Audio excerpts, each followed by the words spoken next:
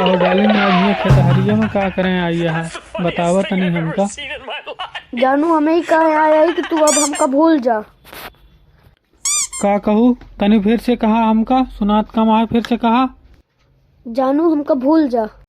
स्वीटी चाप दे मर जाबू, तो का पता ना है हम तो का कैसे पटाए यही स्कूल में बाउंड्री में चढ़ चढ़ तो का कोलिए से घुसे घुसे आंख मारत रहे, खेतहरिया में खेते में लेटे लेटे तो का लाइन मारत रहे, और कितना मुसीबत झेले हैं तो का पटाओ करे तू कहती है हमको भूल चाप दे मर जाबू पागली कहीं की।